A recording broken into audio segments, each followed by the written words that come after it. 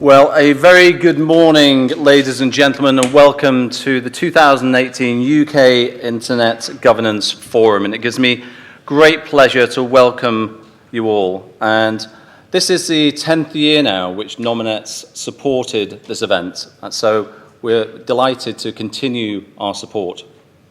And it's good to see so many familiar faces, as well as welcoming new voices to discuss the governance challenges and opportunities facing the UK's digital future.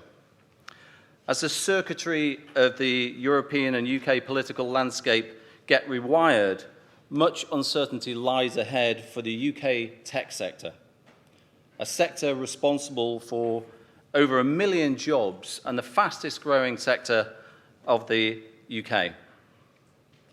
Now, with the current least bad scenario gaining currency, we support the draft terms of the withdrawal agreement as it applies to data transfers between the UK and the EU going forwards. And that was a key ask for us. And today's theme is about looking forward, discussing the solutions needed for a digital age. And for the UK, I believe that there's some important building blocks of this. First off is the access to people and skills. And as an industry, we need to attract digital expertise to the UK while simultaneously building a coordinated long-term skills strategy that encourages many things, including diversity. The second component I think is important is tax incentives for investment and access to capital. We need to boost R&D. We need to look at tax credits as a vehicle for doing that, and we need to expand incentives for investments into innovation. And the third component on my list of building blocks, if you will, for the UK tech sector is around delivering market access for tech businesses. And what I mean by that is ensuring the border is as frictionless as possible to maintain supply chains for services.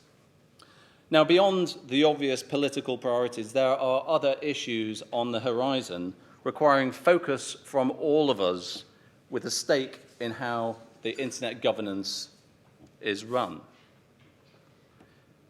Running the UK infrastructure and providing cybersecurity services to government makes us very alive to the ever-present challenge of keeping the digital world safe and secure.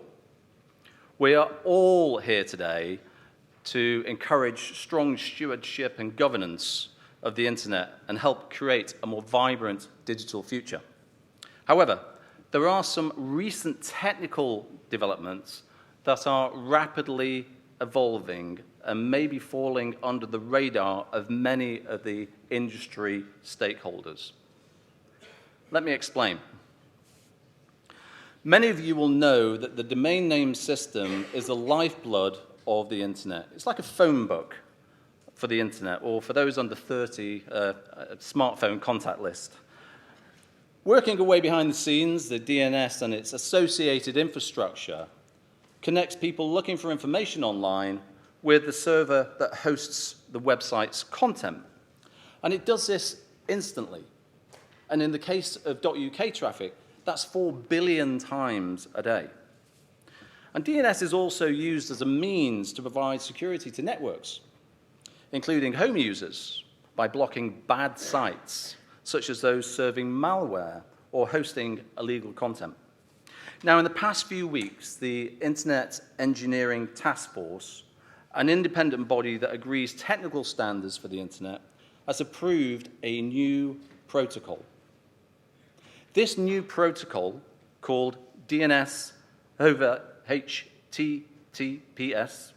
I'll say that quite slowly, or DOH is another phrase which is commonly referred to, is really one that I want to focus on today. And without getting into the technical detail, it essentially creates a way for your web browser to find the content of a website without making the request visible through DNS.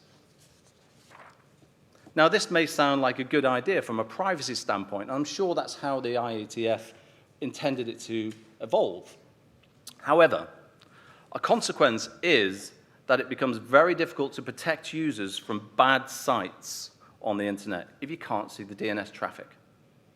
If this new standard were to be switched on as a default by web browsers, which they seem to be considering, we will need to rethink how we tackle internet safety and security in the future, because some of the tried and tested approaches simply will be bypassed by this technology.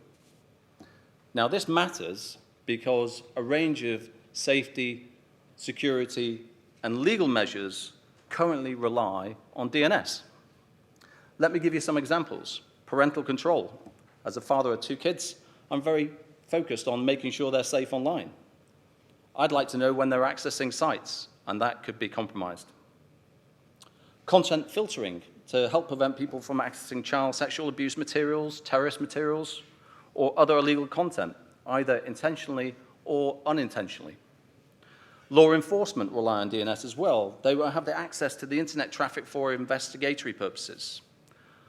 Companies trying to connect people, but also protect them, on either their employees or their customers need to be protected online via DNS. So as currently planned, the new ways to deal with these measures would be needed if the protocol becomes the new normal.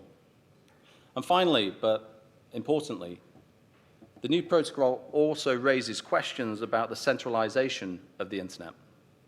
If data from DNS queries made all over the world move to the resolver provided by browsers.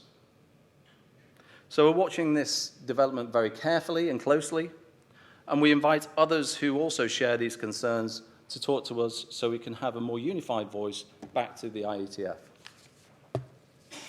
Now, as a cybersecurity provider, custodian of the UK namespace, and part of the critical national infrastructure, I'm very interested in 2 of the topics being covered on what I think is a fantastic agenda today.